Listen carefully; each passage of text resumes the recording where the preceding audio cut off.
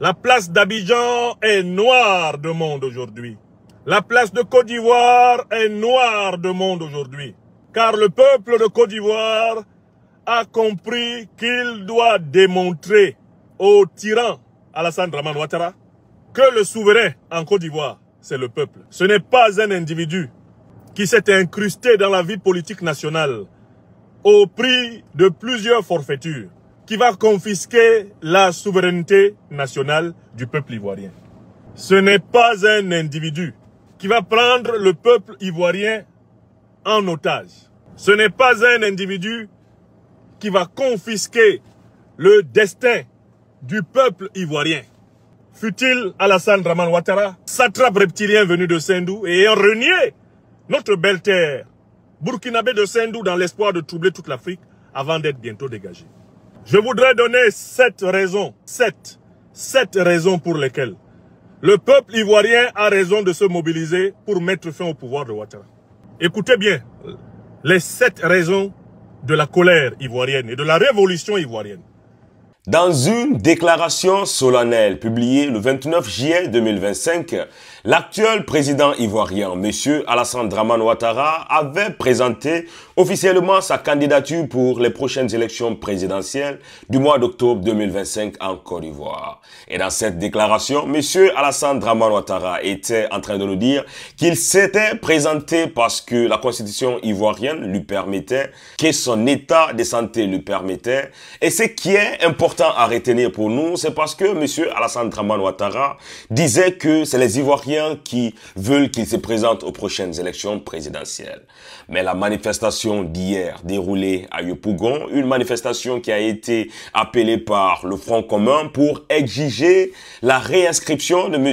Tidjane Thiam et de Laurent Gbagbo sur la liste électorale et de ne pas accepter un 4e mandat de M. Alassane Dramane Ouattara, nous prouve le contraire, nous prouve que les vrais Ivoiriens et toute la Côte d'Ivoire se mobilisent pour dire non au 4e mandat de M. Alassane Dramane Ouattara. Dans cette vidéo, on va se pencher sur les analyses de Dr Franklin Nyamsi pour comprendre cette mobilisation du peuple ivoirien hier. Une mobilisation qui est à féliciter et une mobilisation que toute l'Afrique, précisément le Cameroun, du professeur Franklin Nyamsi, doit s'inspirer pour entamer sa révolution afin de se débarrasser de M. Paul Biya. Voici cette raison du pourquoi est-ce que les Ivoiriens ont raison de se mobiliser pour dire non au 4e mandat de M. Alassane Dramane Ouattara. Bonjour et bienvenue à tous, je suis Gaspard Dramou et si c'est la première fois que vous regardez une de mes vidéos, n'oubliez pas de vous abonner, partager puisque ça pourrait intéresser aussi d'autres personnes. Première raison, Alassane Dramane Ouattara se caractérise en tant qu'homme politique par son ingratitude envers le peuple africain de Côte d'Ivoire. Pourquoi?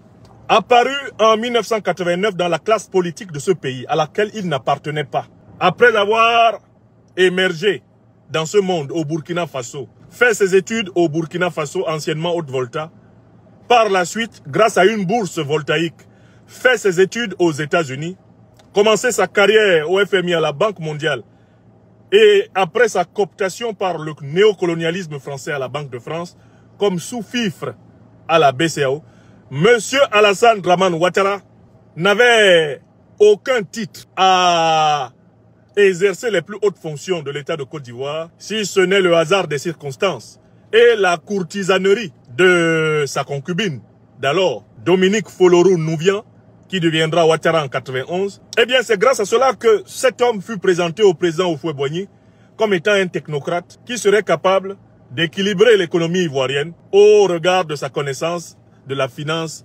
internationale et de sa participation aux institutions, eh bien de la domination impérialiste néolibérale internationale, le FMI, la Banque mondiale et la Banque de France. Alassane Ouattara est entré en Côte d'Ivoire par césarienne, sur recommandation.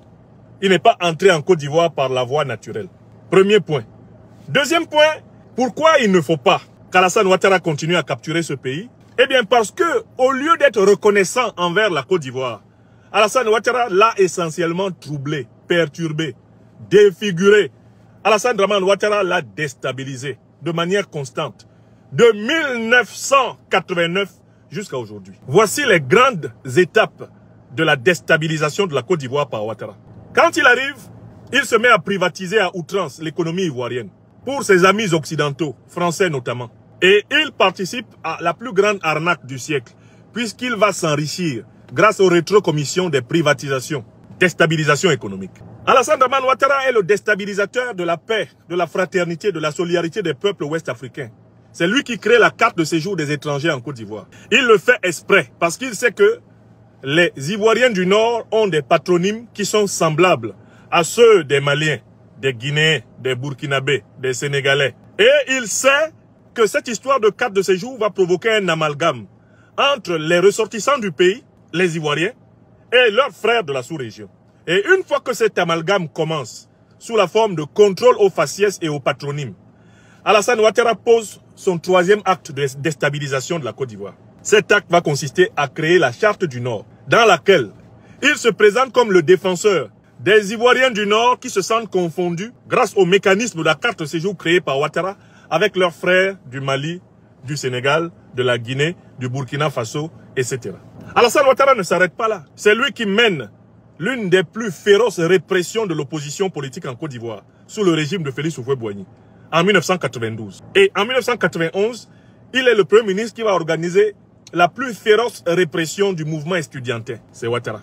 On continue. En 1993, il va tenter un coup d'État. Il va tenter de violer l'article 11 de la Constitution qui prévoit qu'en cas d'intérim de la présidence de la République, en cas de décès du président de la République, de vacance du pouvoir du président de la République, ce soit le président de l'Assemblée nationale qui assure l'intérim. Alassane Ouattara contacte le général Robert Gueye, chef de l'armée.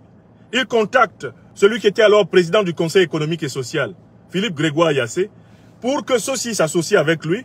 Il contacte le secrétaire général du PDCI d'alors, paix à son âme, le ministre Laurent Dona-Fologo, pour leur demander de s'associer à lui, afin que lui, il usurpe le pouvoir, qu'il viole la Constitution pour devenir président de la République. Heureusement, le chef de l'armée d'alors, Gueye, refuse d'obéir à Ouattara. Le secrétaire général du PDCRDA, Laurent Dona-Fologo, refuse d'obéir à Ouattara. Son coup d'État échoue et part en exil. Il va tenter en 1995, à travers le Front républicain, lui, de faire un coup d'État.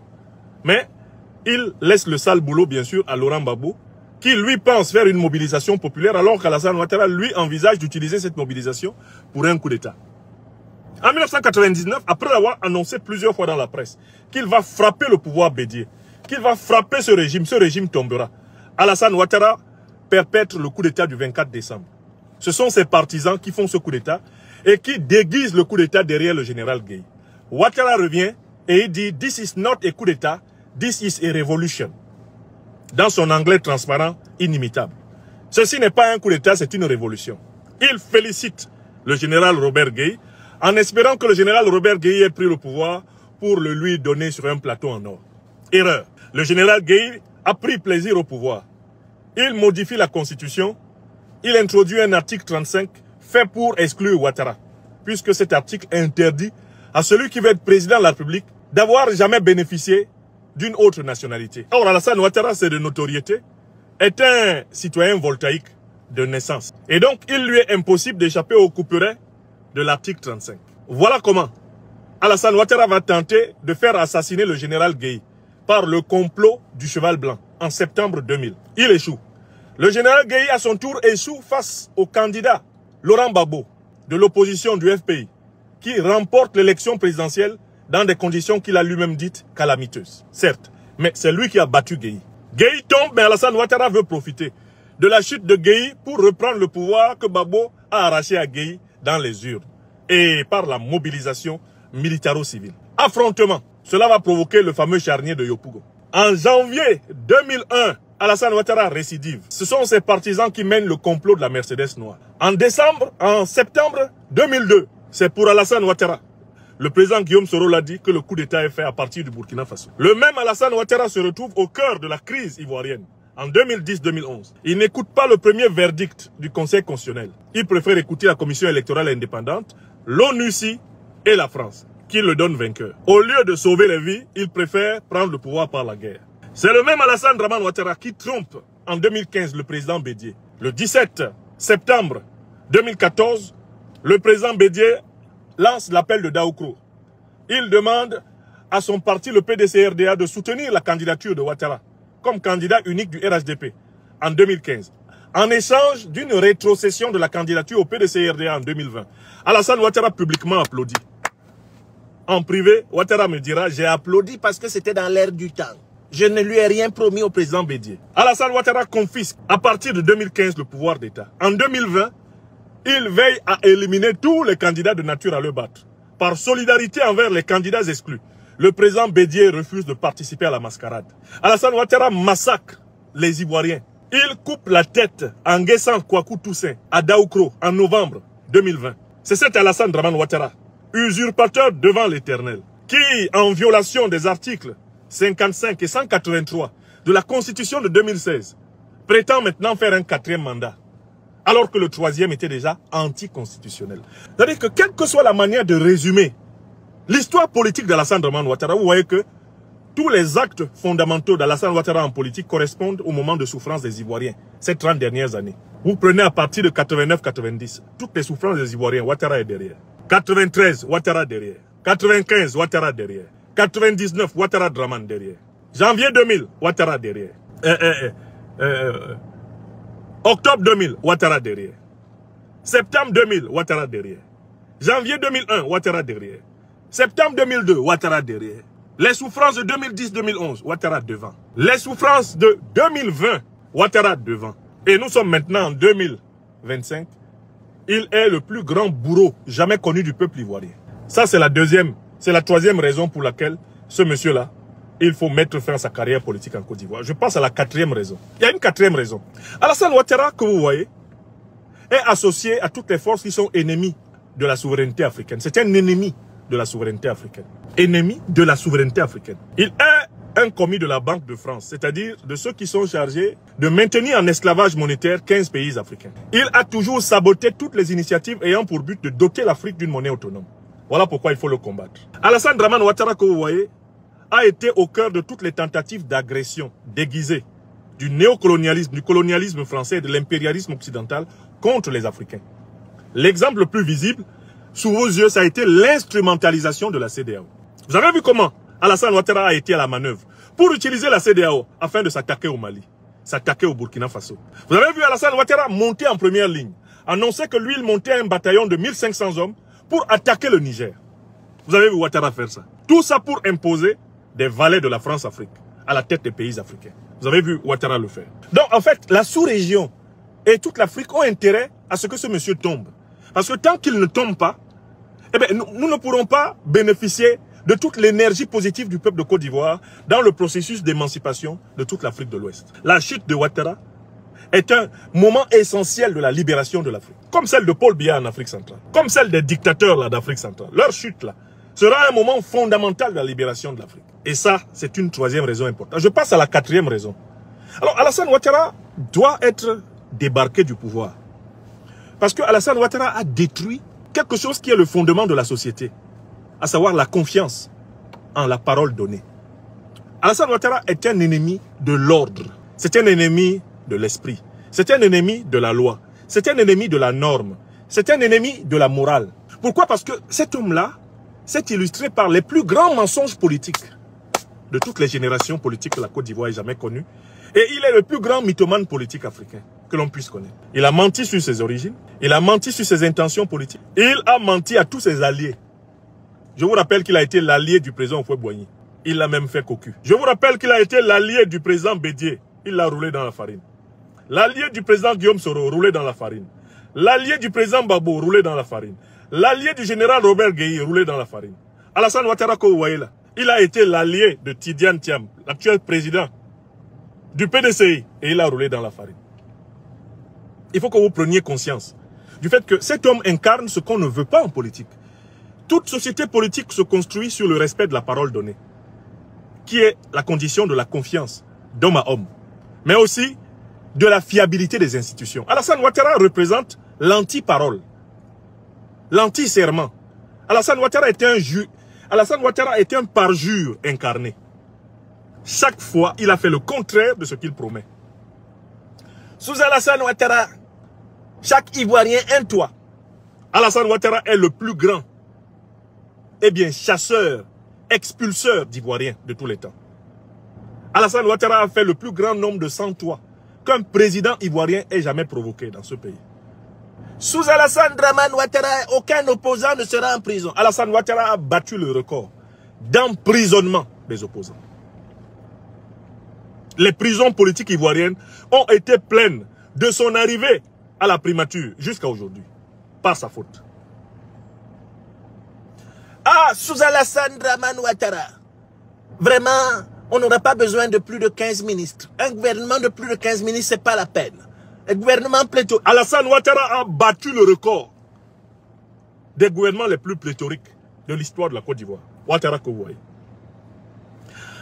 Sous Alassane Dramane Ouattara, vous savez, après 75 ans, on n'a plus rien à prouver, on n'a pas d'énergie pour gouverner. Ah non, non, non, non, non, il n'est pas question. Hein. Ah non, non, non, non, non, moi, de toutes les façons, la présidence, il faudrait que je m'occupe de mes mémoires et de mes petits-enfants. Alassane Ouattara, c'est ce qu'il promettait. C'est lui qui veut faire un 4e mandat maintenant. Alassane Dramane Ouattara a promis à la sous-région qu'il allait mettre en place un écho qui réunirait les économies ivoiriennes, nigérianes et consorts. À chaque fois, il ne parle de l'écho que quand il faut détruire les projets de monnaie souveraine africaine. Ennemi. Tout ce qu'il dit est faux. Alassane Dramane Ouattara a présenté certains hommes politiques avec des mots tellement dithyrambiques qu'on se demande comment les mêmes hommes politiques sont devenus aujourd'hui des hommes à abattre pour lui. C'est lui qui a dit qu'entre le président Bédié et lui, une entente parfaite se ferait et qu'ils gouverneraient ensemble. Après, il a présenté le président Bédié comme un menteur, alors que le menteur, c'est lui. C'est lui qui a présenté le président Guillaume Soro comme le sauveur de la nation. Quand il quittait la primature de Côte d'Ivoire en mars 2012, Alassane Ouattara a eu des mots élogieux pour lui. Aujourd'hui, il le pourchasse pour le tuer. C'est lui qui appelait Ahmed Bakayoko mon fils, mais il a éteint. C'est lui qui disait Daniel Kablan-Denkan est le meilleur d'entre nous.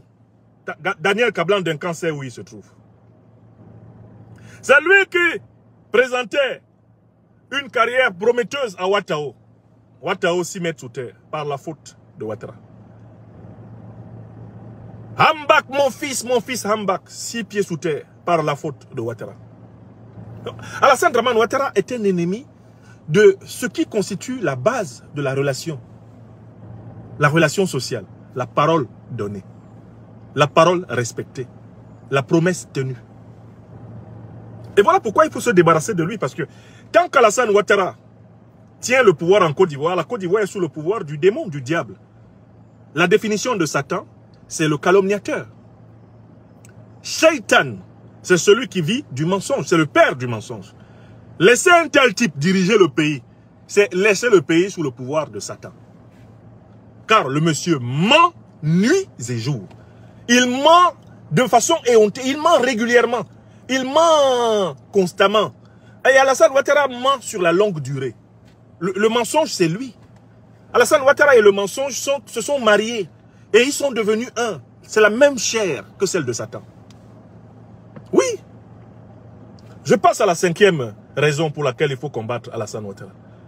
Mais il faut combattre Alassane Ouattara parce que contrairement aux apparences, le gros du peuple de Côte d'Ivoire est dans la misère. Les gens voient les grands travaux initiés par Alassane Ouattara avec des crédits que lui, Ouattara, n'a pas remboursés. Et dans lesquels lui et son oligarchie de voleurs ont des rétrocommissions. Ce que les gens ne voient pas, c'est l'arrière-pays où vivent la majorité des Ivoiriens et qui croupit dans la misère.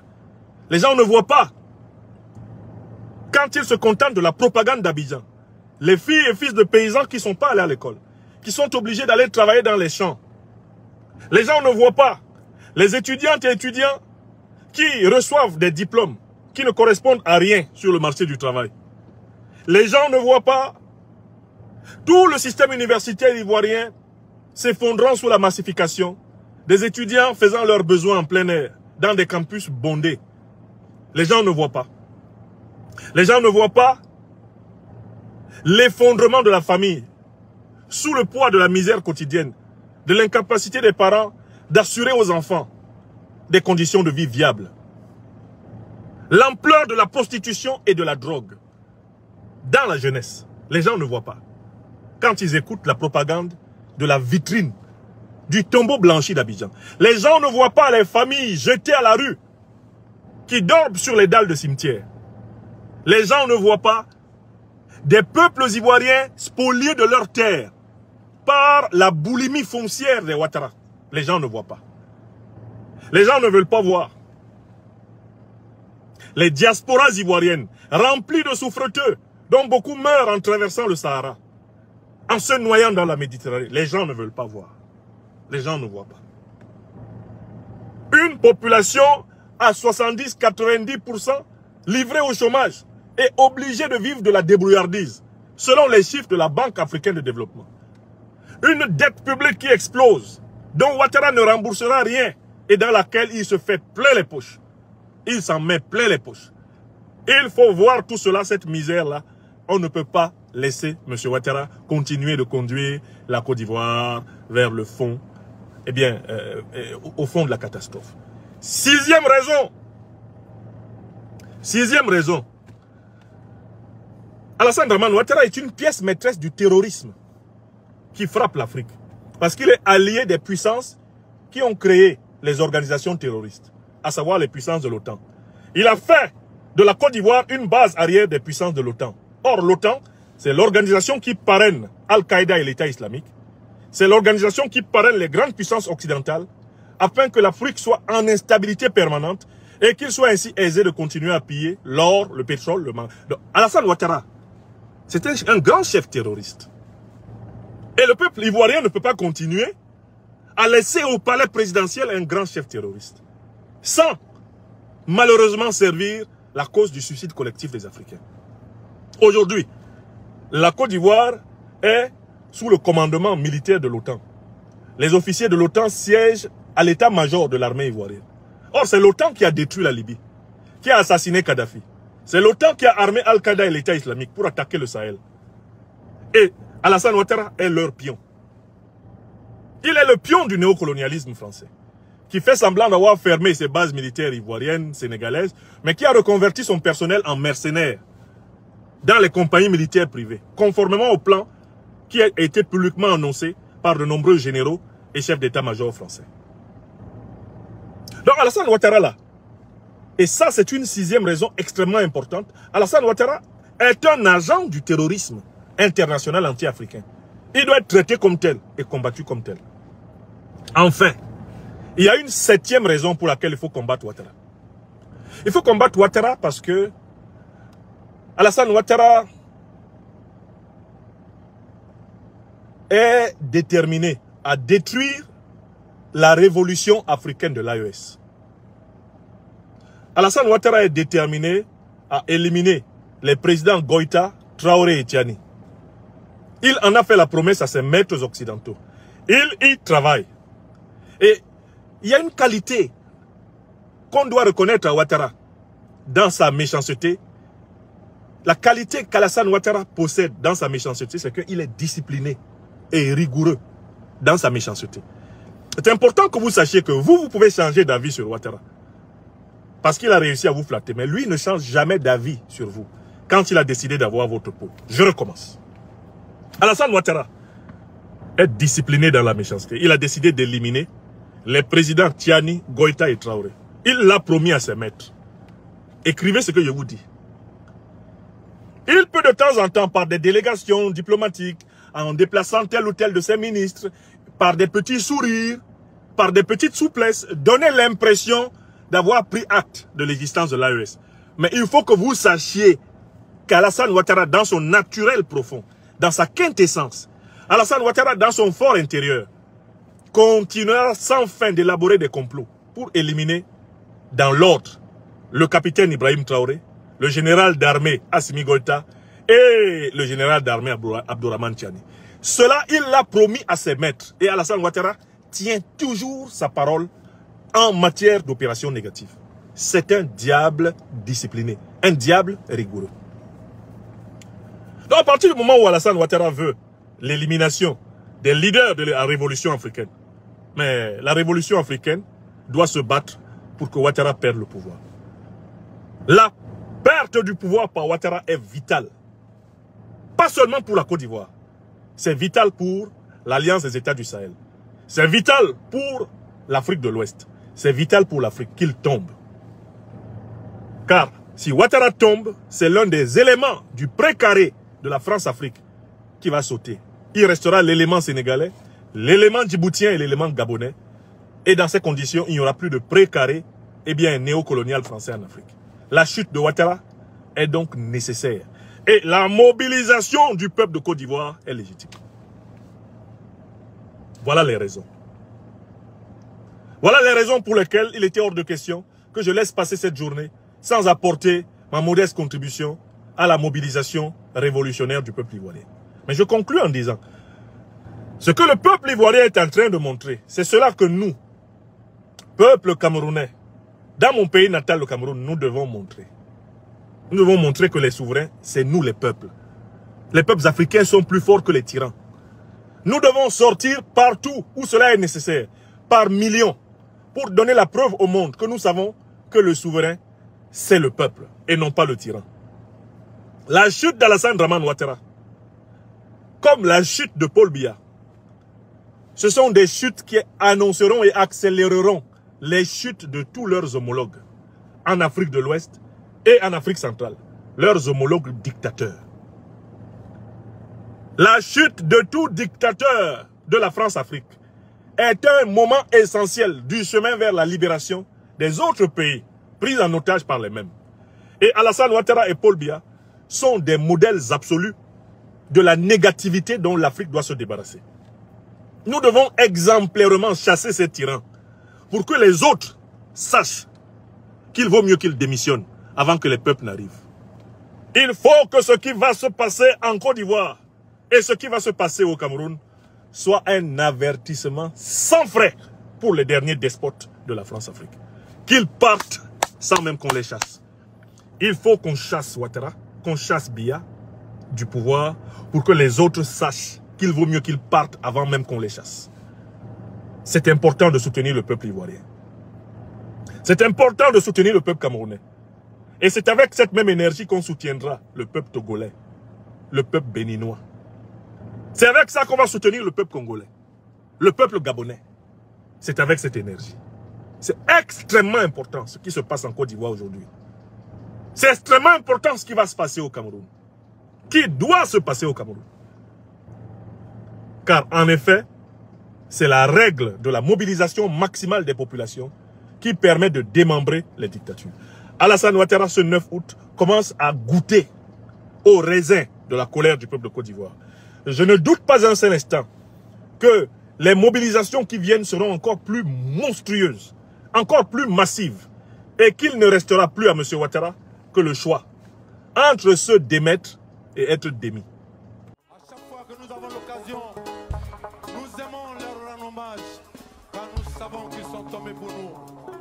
Nous disons que si la France n'a pas oublié le général de Gaulle, que si les Américains n'ont pas oublié Martin Luther King, nous n'avons pas le droit d'oublier Thomas Sankara, Patrice Lumumba, Kwame Nkrumah, Jomo Kenyatta, King Rastafari from Ethiopia.